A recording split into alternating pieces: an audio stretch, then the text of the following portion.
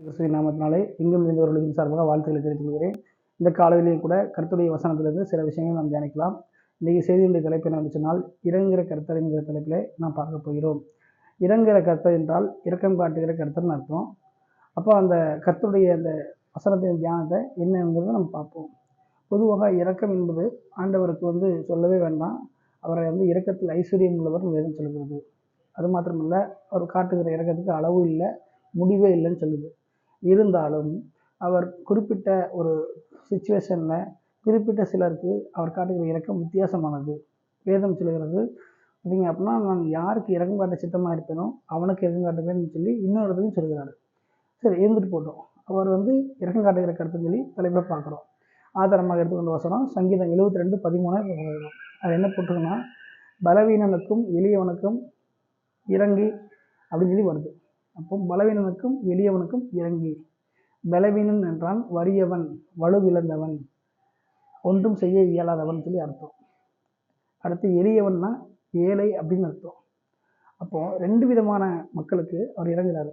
ஒன்று எளியவனாகிய ஏழைக்கும், பலவீனன் ஆகிய வலு இழந்தவனுக்கும் வறியோருக்கும் அவர் இறக்கம் காட்டுகிறார் சொல்லி பார்க்குறோம்.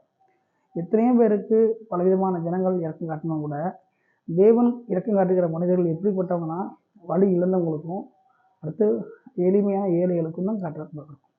ஏன் அப்படின்னா, அவங்களுக்கு தான் யாருமே என்ன செய்ய மாட்டாங்க, இரக்கம் காட்ட மாட்டாங்க. அதனால அவர் காட்டார். ஆகவே இப்படிப்பட்ட ஒரு சூழ்நிலை இருக்கிறபடினால அவர் என்ன செய்யறாரு, இரக்கம் காட்ட பார்க்குறோம்.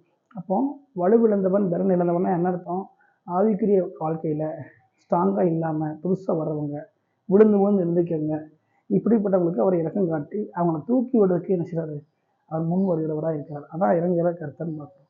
நாம் என்ன செய்யணும், ஒருத்தவங்க எழுந்து வராங்க அப்படின்னா, விழுந்து வராங்கன்னா, இல்லை ஏதாவது ஒரு குறைபாடுகள் இருக்குன்னா அப்படியே ஒதுக்கிடணும். ஆனால் தேவன் அப்படி இல்லை, இரக்கம் காட்டி அவங்களை தூக்கி விடுகிற நிலைமையாக இருக்கிறார். அதை நம்ம நினச்சணும், புரிஞ்சுக்கணும். அதை கேட்குற ஒவ்வொருவரும் தெய்வ பிள்ளைகளும் ஊழியக்காரங்களும் யாராக இருந்தாலும் சரி, ஆசிரியர்களாக இருந்தாலும் சரி, படிக்கிறவங்களாக இருந்தாலும் சரி, இல்லை ஊழிய மக்களாக சரி, தொழில் பார்க்குறவங்களாம் சரி, புதுசாக ஒருத்தவங்க வராங்க, இல்லை ஒரு காரியங்களில் குறைபாடுகள் இருக்குது அப்படின்னா உடனே ஒதுக்கிடக்கூடாது. அவங்களுக்கு இரக்கம் காட்டி அவங்கள தூக்கி விடுறதுக்கு மாதிரி என்ன செய்யணும், பார்க்கக்கூடியவங்களாக இருக்கணும். இதுதான் தேவன் இறங்குவார் அப்படின்னு பார்க்கணும். நாமளும் அப்படி என்ன செய்யணும், இறங்க வேண்டும். இதை நம்ம புரிஞ்சுக்கணும். அதுதான் வறியோருக்கு, அதாவது அவர் வலுவிழந்தவனுக்கு இரக்கம் காட்டுகிறாருன்னு பார்க்கணும். அப்போ இது நம்ம புரிந்து கொள்ள வேண்டும்.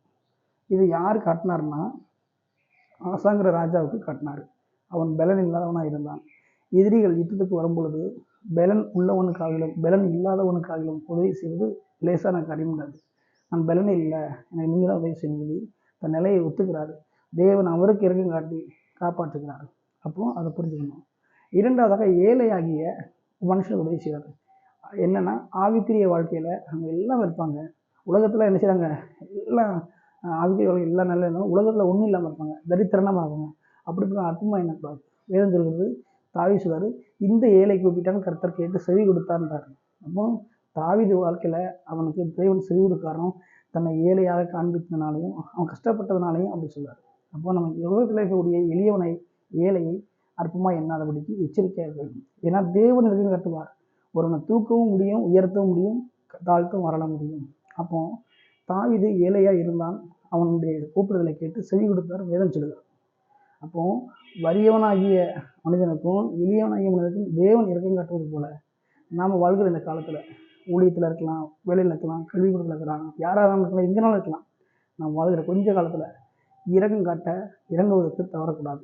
எனவே இதை கேட்டுக்கொண்டிருக்கிற ஒவ்வொருவரும், ஒவ்வொரு தேவ பிள்ளைகளும் வாழ்க்கையில் தேவன் இறங்குறதை போல நாமும் எளியவர்களுக்கும் நாமும் வறியவருக்கும் பலன் இல்லாதவர்களுக்கும் இறங்கி கர்த்தருடைய அந்த அந்த தாராளமான குணத்தை வெளிப்படுத்தி தேவனுக்கு நாமத்தை மகிமை செலுத்த வேண்டும் என்று சொல்லி உங்கள் அனைவரையும் எங்கும் இருந்தவர் ஊழியம் வாழ்த்துகிறது. ஆமேன், ஆமேன்.